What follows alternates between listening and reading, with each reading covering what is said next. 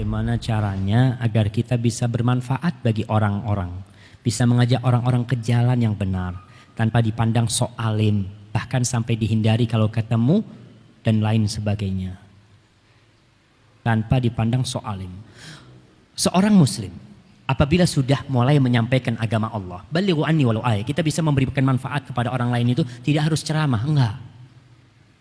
Antum nggak punya ilmu, punya duit. Ya Allah, ana mau tulis nih doa yang bermanfaat buat orang.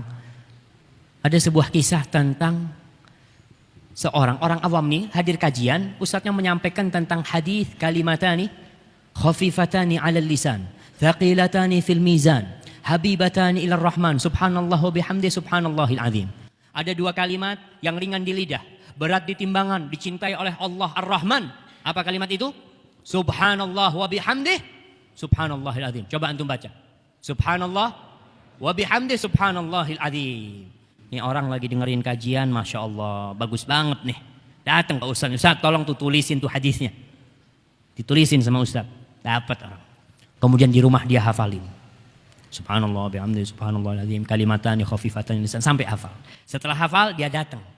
Setiap ketemu orang, Mas, di bis tetangganya, mau saya kasih amalan.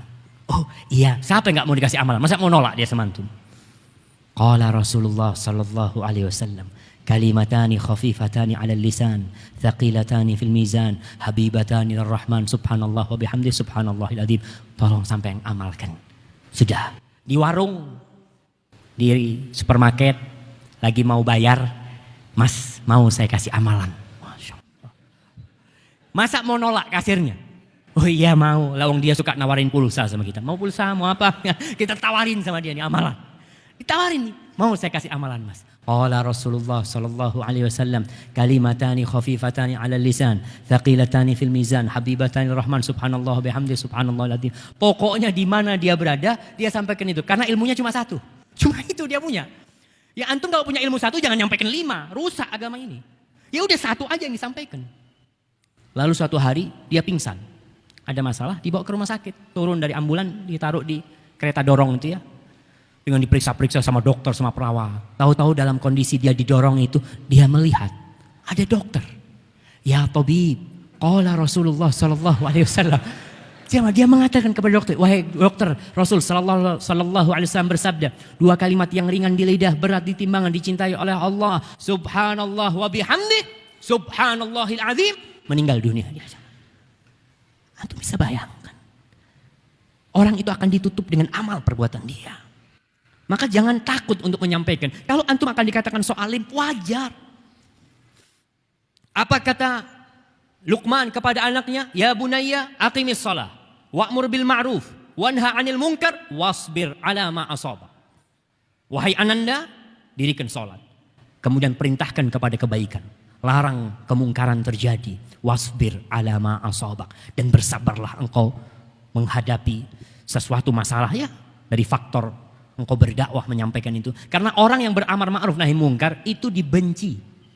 Gak disukain sama orang. Tadi dikatakan so alim. Aduh jangan ketemu fulan. Ini so ustadz ini. Wajar. Makanya bagaimana caranya? Watawasau bil haqqi, watawasau bis sabr. Tapi kalau antum gak bisa menyampaikan, ditulis. Kayak tadi itu hadis kalimatani khafifatani 'alal lisan, antum datang ke percetakan. Tolong di print. Saya mau bikin stiker nih 1000. Sudah bagikan pada teman-temannya. Bermanfaat buat orang lain. Banyak orang yang tidak tahu dengan amalan seperti ini. Tentang hukum sholat, tentang fadilah sholat berjamaah. Dulu di Madinah itu ada orang tua yang kalau sebelum maghrib dia itu datang, dia bawa kertas isinya zikir pagi sore. Sudah dicetak, dia ngelewatin orang-orang. Dia bagi, fadhol, dia bagi. Pokoknya seperti apalah kita bisa memberikan manfaat. Yang di rumah sakit ya, yang menjadi polisi. Saya ketemu seorang polisi, Masya Allah. Dia ngomong, Ustaz kata dia, kalau Kapolres itu nyuruh anak buahnya sholat zuhur ke masjid. Masya Allah. Ustaz. Itu namanya orang-orang ngelihat polisi ke masjid. Oh, di mana kita berada kita harus bisa memberikan manfaat. Yang di kepolisian berikan manfaat di sana. Yang di kedokteran, yang di rumah sakit dia berikan manfaat. Ketika seorang dokter itu selalu bertanya kepada pasiennya apa? Sudah minum obat apa belum? Kalau dia ke rumah sakit, Yang ditanya sudah minum obat apa belum? Diganti nih sekarang. Masuk rumah sakit, sudah sholat apa belum? Nih dokter apa ustadz nih? Tapi itu orang lebih percaya sama dokter daripada sama ustadz. Ketika dokternya ngomong, Bapak kalau nggak sholat saya nggak akan ngobatin. Siap dok, saya sholat dok. Sholat. Itu penting dokter. Mungkin pertama dia terpaksa.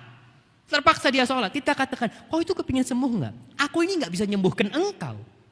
Yang bisa menyembuhkan engkau itu cuma Allah. Ini obat kalau Allah mengatakan nggak bisa sembuh, nggak bisa bakalan sembuh. Maka berikan manfaat sesuai dengan kemampuan kita jamaah. Ada teman di Jakarta dulu yang jualan kebab kalau nggak salah ya, dia cerita. Dia itu pasang, yang ana paham dia mau melakukan atau sudah dia lakukan. Di kedai kebabnya, rombongnya itu. Apa rombong itu bahasa Indonesia? Gerobak. Nah, gerobaknya itu dia pasang layar TV. Kemudian dikasih kajian-kajian pendek, kajian-kajian yang Yufid nih, dia pasang. Sambil dia potongin daging, orang kan nunggu. Orang nunggu itu paling bosen. Maka ketika dikasih gitu dia nonton gitu kan. Sampai udah selesai tuh kebabnya dia masih nonton gitu kan. Mas udah selesai mas, Masya Allah. Kemudian di rumah sakit nih. Di rumah sakit tempat-tempat nunggu biasanya. Orang itu kalau nunggu dokter nomor 20, ya, nomor 15 antriannya. Apa yang ada di situ dia baca. Kalau ada bungkusnya kacang, koran bungkusnya kacang, koran tahun 95. Dia akan ambil, dia baca. Kenapa? Untuk menghilangkan kejenuhan. Gimana kalau kita bikin perpustakaan yang ditempel di tembok-tembok? Masya Allah. Manfaat jamaah. Pokoknya apa sajalah. Supaya kita jadi pahlawan. Allah.